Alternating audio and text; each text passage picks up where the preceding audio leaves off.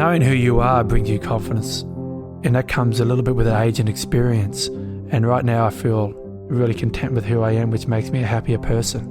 From CMC Markets, this is the Artful Trader. And there are lots of opportunities. 100-point swing on the Dow. In order to be confident in the long run, it does take patience and discipline. In a battle between emotion and logic, emotion will always win, hands down, every time. Hello and welcome to the Artful Trader. I'm Michael McCarthy, Chief Market Strategist at CMC Markets Asia Pacific. In our third season, we talk to the experts in their own fields to uncover what gives them the confidence to succeed. We uncover confidence, unlocking the secrets behind resilience, preparation and growth, and how it can make you a better trader. Today we're speaking to tennis legend Pat Rafter, the serve and volley champion. Rafter wrapped up a career in professional tennis as the only Australian male with back-to-back US Open titles. Since his retirement, Pat has swapped volleys for property and built an impressive portfolio around Australia. First of all, I'd like to thank you very much for joining us for the Artful Trader podcast series. Thank you. If it's all right with you, I'd like to start at the beginning. You were born in Mount Isa? Born in Mount Isa in 1972. I was the seventh baby born to my mum and dad at that particular time, and then she finished off with three more. Does coming from a big family make you more competitive, do you think? Well, now I've got kids of my own. I try to work out what makes a kid or a child his own personality or her personality, and the one thing that I found is that I can't see anything. Sometimes you wonder if environment or parent pressure or whatever it might be could create that type of competitiveness. I certainly was competitive with my older brothers, not so much with my sisters, but I sometimes look at my son and who played a little bit of tennis, and I stopped him playing it because I just felt that he was not playing it for the right reasons. And if I was one of those really, really pushy parents, it would have been interesting to see what would have happened to him. I know he would have hated me. Not to say that he loves me anyway. He's 17 years old. I sometimes wonder about that dynamic. So, Pat, it's a long way from the bitumen courts of Mount Isa to Flushing Meadows. When did you know? Was there a time when you thought, I'm going to aim as high as I can? Yeah, I mean, there was no defining moment when I said to myself or anyone around me that I'm going to be a really successful tennis player. I was always going to be a tennis player. I just didn't know how successful I was going to be. And my friends laugh a lot because I grew up with a lot of, Australian players, tennis players. Some carried on with tennis and a lot didn't. And we sit down and have a beer now and I'll just laugh and just go, I can't believe you're as good as you were because you're so crap as a junior. That's what friends are for, eh? Exactly right. So there are a number of phrases that are associated with you and your achievement. You've just mentioned one of them about being the best version of yourself. Mm-hmm. A couple of others I've heard attributed to you, and correct me if I'm wrong, work harder than anyone else. Yeah, that was something that I came up with. I used to look across at other players and train, and I would see what they're doing and go, no, I'm going to train harder than them and I'm going to do an extra 5 minutes, and then I'd get on the court and I'd do that. Or if I was in a gym, I would stop at maybe 40 minutes on the bike going hard and go, no, do 5 more minutes because that other person's not doing that. And that was something I did for a long time, I'd say for 10 years. And it really held me in good stead because mentally it also helped, not just with my game, but when you get in those tough situations, you've done that extra little bit than the next person. And I needed that for me. Right, so the hard work gave you the confidence when you needed it. Yeah, exactly, mate. And I drew on it, and some people don't need to draw on that, but for me, I needed something extra. What were the mental obstacles that you had to overcome to reach the success that you did? Probably belief would be the first thing that comes to mind. I never sat down and thought that I was the best, or I was going to be the best, or I was going to be even a tennis player. So to actually think that I could be one was very difficult, and that came through results. So I needed to have success for me to start believing, and that comes through hard work. I wasn't afraid to take chances when I was coming through. I guess my game by nature was pretty chancy in the way that It was a serve volley game. It was a high risk game, coming in, putting pressure. But as I got better at it, I realised it wasn't actually a high risk game because the numbers were on my side. The more I came in, the more points I was winning than losing. So it actually started becoming statistically good for me to come to the net. Did you suffer from nerves before big matches? Yeah, but as I got into the match, I was okay. And towards the end of my career, I suffered with nerves and making big decisions and actually backing myself. And I was still only 28 years old, but I knew mentally that I was finished because I had some bad injuries. But I got everything out of the game that I could, that I believed in, that I believed I could achieve. Yeah, could I have got more? Maybe, I don't know. I realised at a stage that tennis wasn't what life was about. And I made a mental note to myself that it's time to move on. And so when I was 27, 28, I wanted to live life, have a family, just be a normal sort of Aussie, I guess. Just get back to what is life all about. And tennis wasn't it. I was chasing a ball, getting upset, getting uptight. So I'd already sort of tapped out mentally. And I'm glad I got out when I did. I mean, tennis is a game where there's a clear winner and a clear loser. And you had some astounding victories, but you also had some, what to an outsider appeared to be demoralising losses. How did you bounce back from those? Well, that's the game with tennis, it's win and loss. And those demoralising losses weren't demoralising when I was 15 and 16. They were demoralising when I was maybe at the top of my game. But I could always put that back into that compartment that I was just happy to be there, I guess, and I never thought I'd be here anyway. So let's put things in perspective all the time and go back to when I was that journeyman trying to learn the craft of the game. So what was a big setback for me was when I lost consistently for a month or two and couldn't get through and lost all my confidence. You know, getting through first, second rounds, that was really tricky. But I always knew that if I worked hard and trained really hard, that those losses would eventually turn around. And they always did. So when I did have those losses, it was I'm not working hard enough. Pat, as a professional trader, I've been lucky enough to also manage trading teams, and there's many different paths to success in trading, as I imagine there is in tennis, but the one factor we'd look for when we were hiring traders was determination, because we could teach people almost anything else. What does determination mean to you?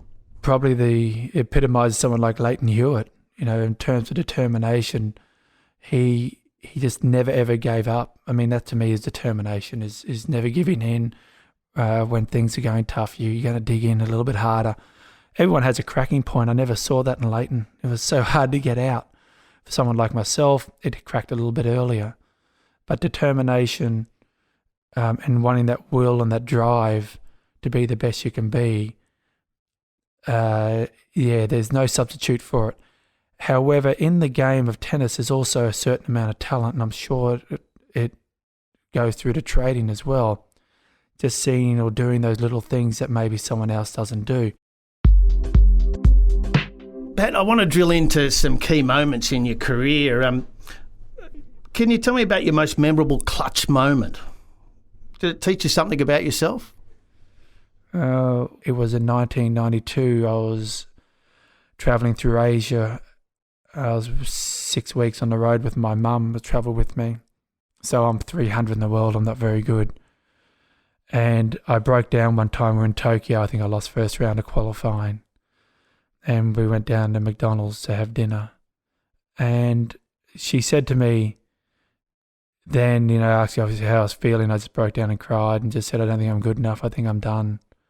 I was 19 years of age and just saying, I feel like I've let you down. I've let the family down.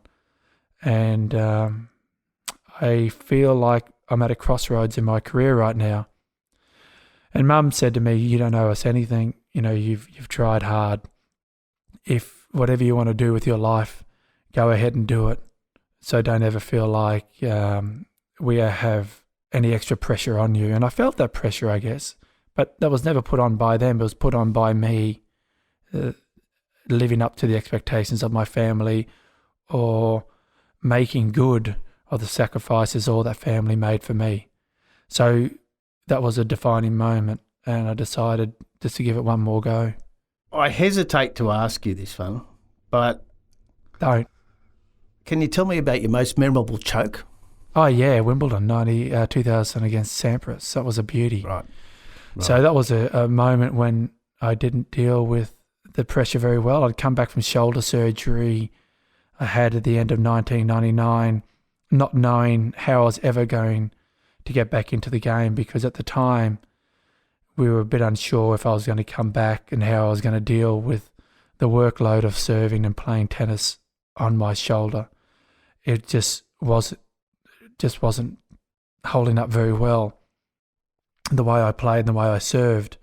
So I had in the back of my mind, I didn't know how many more chances I was going to have in tennis. So all of a sudden, I'm in the semi-finals of Wimbledon and I beat Andre Agassi in a big 5-set match. I then go into against Sampras, not expecting anything, getting myself in a situation where I'm up a set and I'm up 4-1 in the tiebreaker, serving in the second set, knowing that Pete was emotionally a little bit tapped out as well. He was dealing with some type of niggly injury, and I thought if I got this set, he's going to go away. And knowing that and feeling that, I felt my heart rate go through the roof. I couldn't control it. I subsequently went on to play a okay point, but weak, and then double faulted the next point to go back to 4-3 up, and then feeling really, really deflated. Somehow I got a return back on Sampras to serve at 4-3 at his toes, and he proceeded to pop a ball up in the middle of the court. And again, I've got another great opportunity, and I've hit the forehand in the bottom of the net. And knowing then I'd couldn't control my nerves, so I have no problems talking about it, but just recounting it now, it certainly brings back one of those really devastating moments in my career. But at the same time, being really fortunate that I was in the final of a Wimbledon as well. I was really appreciative of that. So although there was a big negative, I also felt like I was probably back into the game of tennis as well. It sounds like the people around you, your coaches, your support team, are a very important part of the confidence and the achievements that you made. Yeah, they've got to put up with a lot of crap because you are a solo athlete. You are doing it all yourself. You do let things affect you. You do get uptight. You do get tense.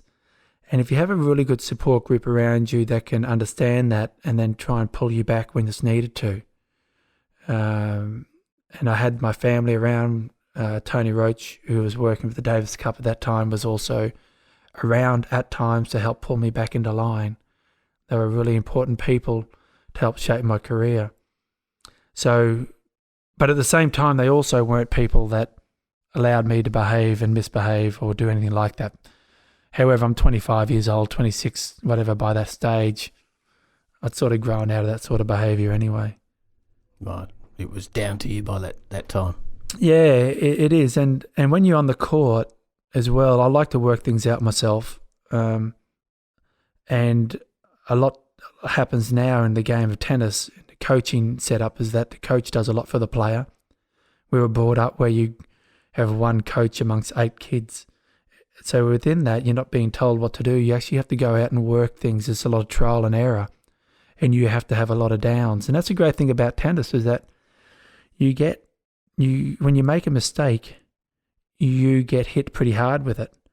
And you have to learn very, very quickly. And I'm sure that would apply to trading as well. You make calls and you got to pull back really quickly.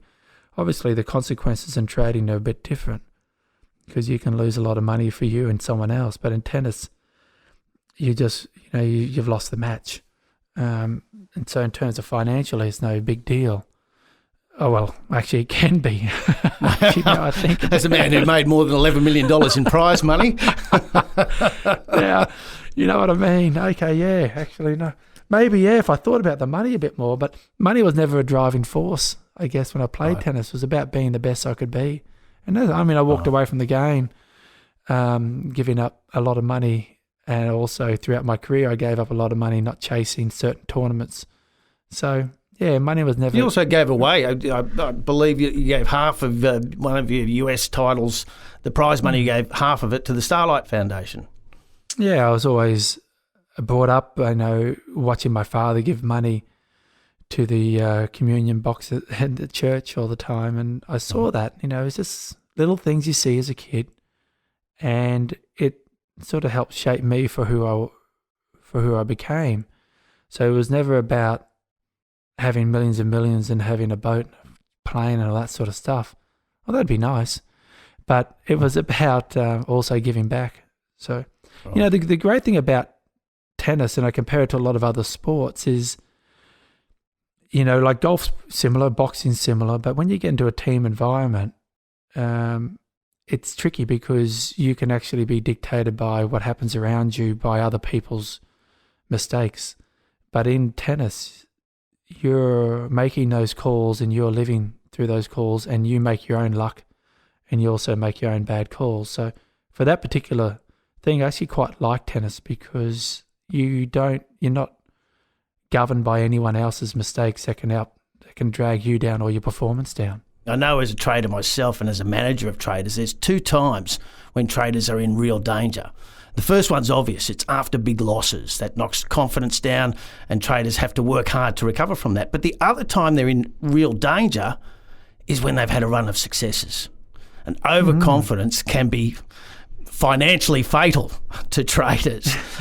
It sounds like you've told us already your family did a good job in helping you stay grounded, but were there times in your playing career where overconfidence affected you? Yeah, I think so. It generally came up when those little sneaky players who you knew weren't bad, who were pretty good, who competed really well, who could just sneak underneath you and grab you when you at least expecting it. Obviously, the big players, you know what you're going to get. It's going to be tough. You better make sure you're ready for it. Sometimes complacency, can most times sort of, will bring you unstuck. Your tennis career was brought to a sudden end at 29 because of the shoulder problems we've discussed. Was that a massive blow? No, I already knew I was going to stop anyway. Right. I couldn't wait to finish. I wanted to move on. I didn't have anything else to prove to myself. There were other people around me that wanted me to keep going because they never wanted me to have unfinished business, and they never wanted me to look back at when I'm 30 years old and go, oh, maybe I should have or I could have. Not once in my life did I ever look back and say, I wish I kept playing tennis. And that does happen with a lot of athletes. You do see it. They look back and they go, oh, or they come back. Comebacks don't normally work out too well when you get a bit older. You can do it when you're younger. We saw with Andre Agassi, we even see it with Ash Barty. But they were young. But very difficult to happen when you're older. But for me, emotionally, I had moved on. I had a child straight away when I finished. My new life had just begun, and I didn't really reflect back on my career, and that was a life ago. It felt like I'd had 2 lives, my business life, and now it's time for family. Did you know you were going to go to real estate when you left tennis, or was it something that No. There's just investments and deals. My brother does all my investment. He also managed me. His background was accountancy. And Steve and I think the same way. He's very conservative, and I'm conservative. I only put in what I can afford to lose into a lot of deals. I've worked too hard. I can never make that money again. I've been very fortunate to have a little bit of money put aside that I can live, a really nice life. It won't be overindulgent, but it's great. I think we have an amazing life. So property is just another part of my portfolio, I guess, that I put money into. That's quite a contrast to your tennis playing style. You're a high-risk player. Yeah, and that's what we talked about a bit before. There's high risk in it, but it was also turned out to be more points won, by coming to the net if you look at statistics. So is that about knowing yourself and trusting your strengths? Exactly. Exactly right. And I take that through to now in terms of investment. My brother, who thinks along the same lines as me, we definitely go into projects that offer, sort of conservative yields, I guess. I mentioned a couple of the sayings associated with you, Pat. Another one is don't let setbacks discourage you. Yeah, it's just about getting back up again. And tennis has a lot of setbacks. Life has a lot of setbacks. But everything will be okay if you're willing to go deep and not be afraid of getting your hands dirty. Never been afraid of it. And looking within myself and knowing that I've just got to work hard and things will turn around. You learn from the pain. Yeah, I mean, they're things you hear all the time. You learn from your losses, and yeah, you do. You don't learn a hell of a lot from your wins. But that confidence that you brought into play on the court, is it different to the confidence you have now in life and in business? Knowing who you are brings you confidence. And that comes a little bit with age and experience.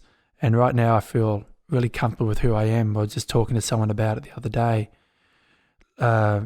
I started feeling really comfortable in my own skin around about mid-30s. I remember at the end of my tennis career, I felt really happy with who I was. And then when I started finishing my career, had a couple of kids, I just started feeling where my place was in the world and who I was, and who I stood for. I guess you don't ever know that when you're coming up and you're learning, who actually am I deep down? And within that, you get a lot of confidence. Well, I do anyway. I feel really content with who I am. Not much really shakes me anymore. I mean, I get pissed off if someone cuts me off at a set of lights driving or something like that. I do get upset at times, but just reshaped me of who I am. And probably podcasts, and this is the reason why I'm doing this podcast as well. It's the first podcast I've done. I love them. I mean, I listen to hours and hours of podcasts, and I'm learning so much all the time. And it's helping shape me again of who I'm going to be and who I'm becoming. And it sounds like, although you've always apparently aimed high, you expect that there will be problems along the way. Oh, gee, if you don't expect there's going to be problems, then you're in trouble. I mean, right now I'm not aiming very high, but there are going to be issues. Things are going to come up all the time with life, with family, with health. It's a funny thing. I have been not diagnosed, but when you do those Myers-Briggs charts and things, I have this thing that shows up, which I'm not overly happy with, but it shows up a lack of empathy. And it's an interesting one because I don't show it in many ways, but in other things I show a lot of empathy. It's an interesting thing. But when it comes to taking ownership, hard work, I have very little empathy for people that aren't willing to do it. If you got a cold, I don't show a lot of empathy. If you're a little bit sick, harden up a little bit. But when things get deep and heavy, I think I start showing a bit more empathy. But I guess what I'm trying to say there is just helps shapes who I am. And again, I sometimes wish I could show a softer side, but I don't know. Death is going to come to us, so I try to live life pretty simply and try to keep things on a pretty even keel. Gee, I got a little deep there. I'm sorry. Don't know how that sort of came into things. That's podcast gold, Pat. Pat, you've been very generous with your time. Thank you very much. Is there any final words you'd like to give us? No, I just hope I haven't confused anyone with how I finished the podcast. I'm experimenting in terms of the way I'm trying to reshape my life and listening to and being more open to new and wonderful experiences that life is out there. I I can't be happier with how I live my life. I love it. I think we live in the most amazing place. And I just try to stay grounded as much as I can. I'm Michael McCarthy, and you've been listening to The Artful Trader, Confidence Uncovered. Listen to The Artful Trader on your favourite podcast app or at theartfultraderpodcast.com. Join us next time.